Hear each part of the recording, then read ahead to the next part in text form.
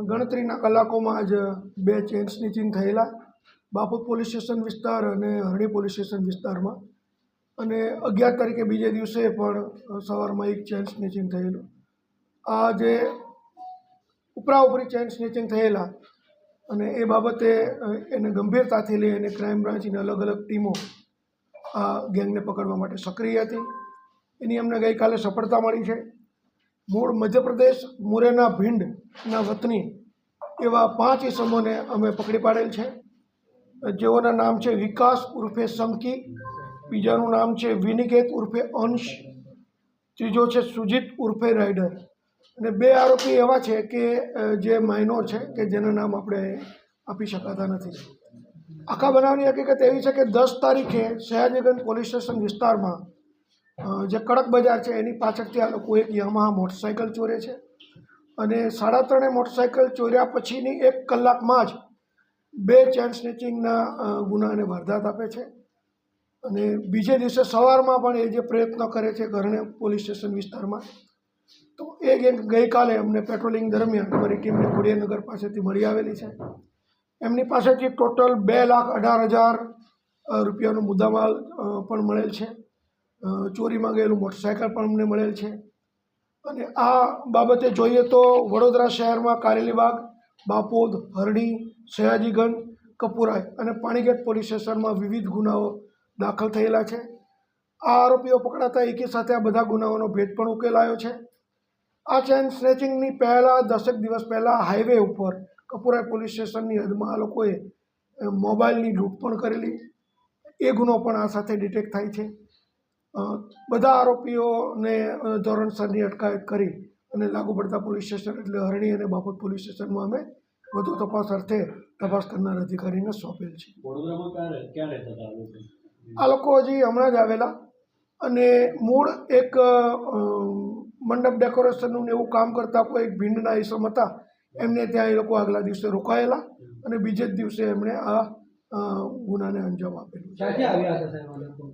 આ લોકો મૂળ મધ્યપ્રદેશ ભીંડના વતની છે, મુરેનાની બાજુમાં આપણે જે ચંબલ વિસ્તાર નામ સાંભળ્યો હશે એની બાજુનો જિલ્લો છે, ત્યાંના આ લોકો વતની છે. જે તે વખતે જ્યારે 2 ચેન સ્નેચિંગ ઉપરા છાપરી થયા ત્યારે એના જે અમને સીસીટીવી ફૂટેજમાં ને બીજી રીતે જે માહિતી મળેલી કે એક યામાહા મોટરસાઇકલ વપરાયેલું છે, પરંતુ એ મોટરસાઇકલ યામાહાની જે નંબર પ્લેટ હતી એના ઉપર એ લોકોએ માટી લગાડેલી હતી અથવા તો માટી લાગેલી હતી, તો જેથી કરીને એનો નંબર કોઈ ડિક્લેર નહોતો થતો. પણ એ જ પ્રકારના મોટરસાઇકલની મૂવમેન્ટ અમને બીજા વિસ્તારમાં ખોડિયારનગર વિસ્તારમાં જાણવા મળેલી, જેને આધારે અમને ખબર પડેલી કે આ વિસ્તારના આરોપી છે. એટલે ત્યાં જ આ લોકો બીજો ગુનો કરવા જતા હોય એવું કોઈ એમનો પ્લાન હતો. એ દરમિયાન અમારી ટીમ જે જુદી જુદી જગ્યાએ ગોઠવેલી હતી એમના હાથમાં લોકો ગઈકાલે સાંજે ઝડપાઈ ગયા છે. ના, આ લોકો ખાસ અહીં ગુનો કરવા આચરવા માટે જ આવેલા, અને જો આ 1-2 દિવસ રોકાઈને જે કાંઈ મુદ્દામાલ મળે એ લઈને મધ્યપ્રદેશ ભીંડ નાસી જવાની એ લોકોની પૂરેપૂરી ગણતરી હતી. મોટરસાઇકલ ઉપર ખાસ કરીને મહિલાઓને ટાર્ગેટ બનાવવાની. એકલી મહિલા જતી હોય તો એમની પાસે મોટરસાઇકલ ધીમું પાડી એના ગળામાંથી ચેન છૂટવી અને નાસી જવાની એમની એમો છે. 17-18 વર્ષના જ નહીં, બાકીના 3 જે હું નામ બોલ્યો એ 3 છે એ મેજર છે, અને 2 જે હું નામ નથી બોલ્યો એ 18 વર્ષથી નીચેના છે. મેજરમાં પણ સર 18 વર્ષના જ છે ને? હા, પણ એવરેજ એ લોકોની ઉંમર 18-19 વર્ષ. 18 વર્ષથી ઉપરના 3 આરોપી છે અને 2 આરોપી છે 18 વર્ષથી નીચેના છે. એ હવે તપાસનો વિષય છે. આપણે લોકલ પોલીસ સ્ટેશનને પણ આરોપીઓ સોંપ્યા છે. એ ગુનાના કામે ધોરણસરની એની ધરપકડ કરી રિમાન્ડ મેળવવાની તજવીજ કરશે, અને જો આગળ કદાચ કોઈ બીજી ટોળી હશે તો એ બાબતે આગળની પણ કાર્યવાહી થશે.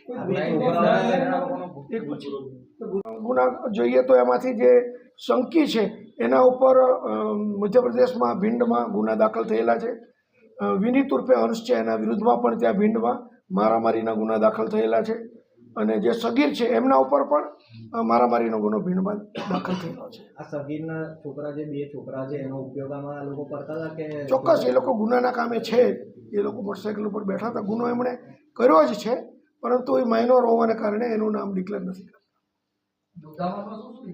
મુદ્દામાલમાં ચેઇન છે, કંઠી છે, અને જે મુદ્દામાલ જે 2-3 દિવસમાં ચોરી થયો એ જ મુદ્દામાલ છે.